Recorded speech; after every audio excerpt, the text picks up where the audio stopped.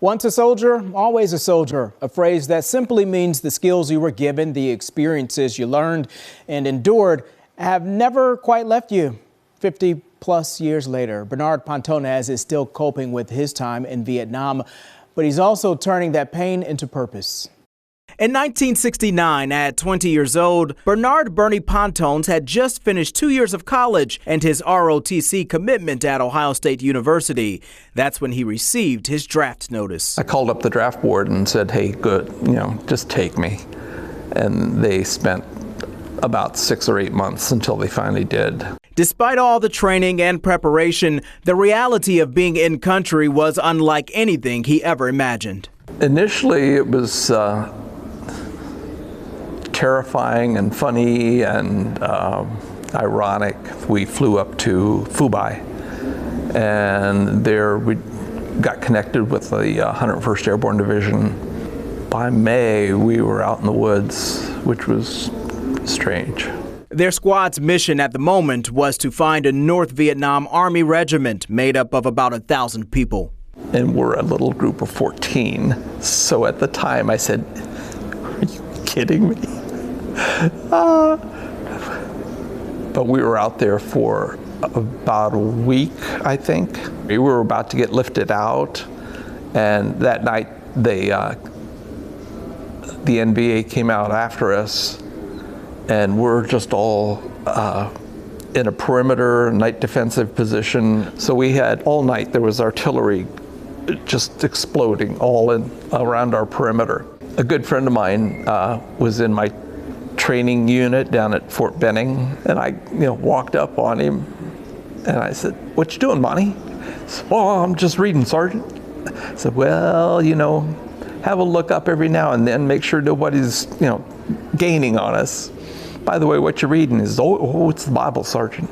By April 17th, he was killed around Fire Support Base, so he barely lasted 2 weeks in Vietnam. Then I carried that around for a while. How many similar memories does he carry with him? He can point to names on at least 10 panels on the Vietnam Veterans Memorial. It's not a burden. They were nice people. They were funny people.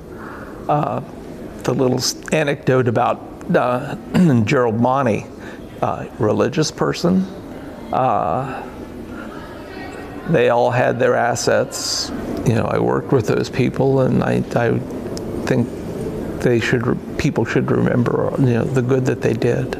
He brought home their stories and a serious case of post-traumatic stress disorder. When I got to Port Columbus, that was a time when people used flash cameras, so they had flash bulbs.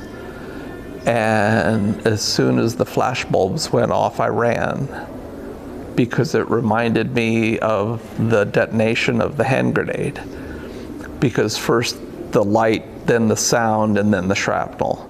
It took time, but eventually Pontones found a new direction in life. Well, I got a Bachelor of Science degree from Ohio State, and then I went up to Methodist Theological School, where I got a master's degree in pastoral counseling. From there, he began helping other veterans like himself. We started a veterans organization, Chapter 16 of Vietnam Veterans of America. Sometimes it's material things, and other times it's just an opportunity to talk.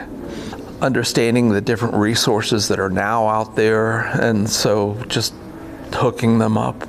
Support that often centers around a huge issue for veterans: suicide. It's just wretched. I don't like the fact that people who have been exposed to this kind of trauma can't seem to get the help they need to get out of that hole. And with all we know, there are many, many, many ways to work through it. And so just giving them that sense of hope.